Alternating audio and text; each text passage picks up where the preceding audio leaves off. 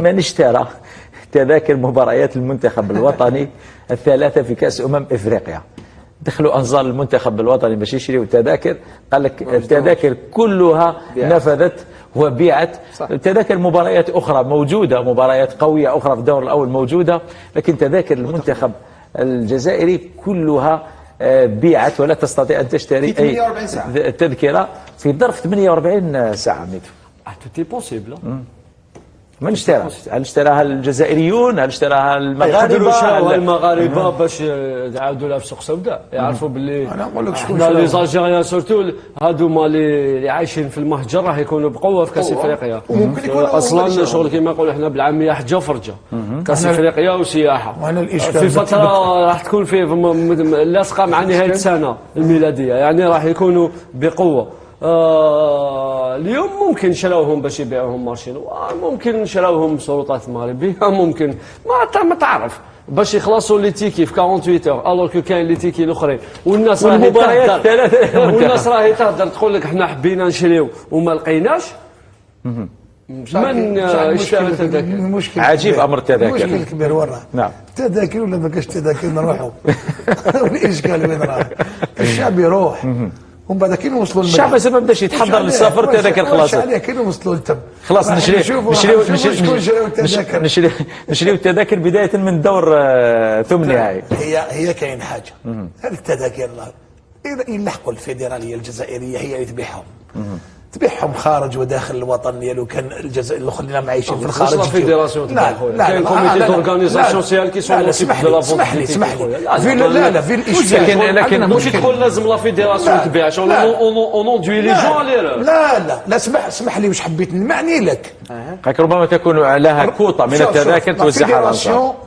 ديجا لا كاف الكوطة تاع الجيري تبعتها الفيدراليه الجزائريه، باسكو عندك اشكال رايح المغرب، عندك اشكال مع كما يقول لك مع الانصار ديالنا اللي ما يلقاوش تذاكر. تولي هضره واحده اخرى. انا نهضر لك باللي لي 3 ماتش تاع لي ستاد اللي يلعبوا في الرباط لي زالجيريان، عندك نص تاع لي تيكي مع الفرق اللي تلعب يكونوا ديستيني لالجيري. الجيري تمد لها الكوطه ديالها لاكاف وحدها، ولا ما تصيبش تيكي معناتها ما شراوهاش لي زالجيريان خارج وداخل الوطن. هنا كاين مشكل. نعم ميدو، الكاف ارادت ان تحذو حذو الفيفا، والكاف لا يمكن ابدا ان تكون مثل الفيفا. الفيفا تطرح التذاكر للبيع، ويمكن لأي شخص أن يشتري هذه التذاكر. هذا ما حاولت الكاف أن تفعله، وأنها تطرح تذاكر المباريات للبيع.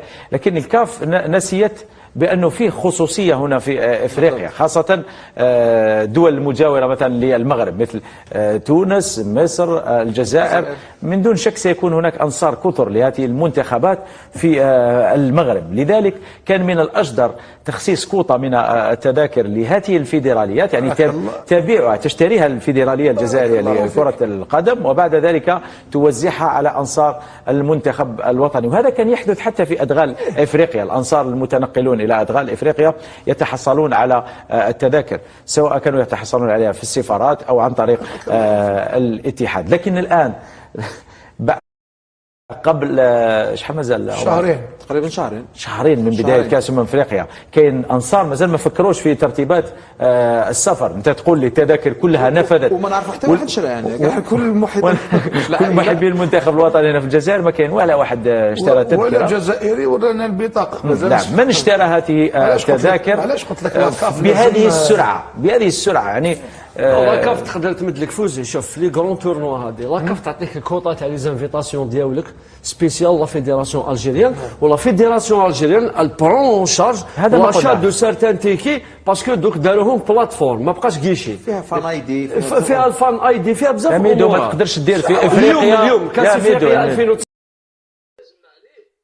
يدير حملات ترويجيه لهذا الكار هكذا، وكل فريق عنده الحق يجيب معاه الانصار نتاعو. على بالك باللي الجانب السياسي نخليوه تكوتي، ولا درك هما يديروا في السياسه سي طريقه. حنا لازم ما نسكتوش، حنا ثاني من الجزائر لازم بيسك عندنا رئيس الفيدراليه والوزير وليد صادي راهو في اللجنه التنفيذيه تاع الكاف. لازم يدير تمديد بهذه التصرفات خبيثه، هذه تصرفات خبيثه، وعلى بالك باللي موتسيبي ما يحكمش، على بالنا باللي ما يحكمش. بالنسبه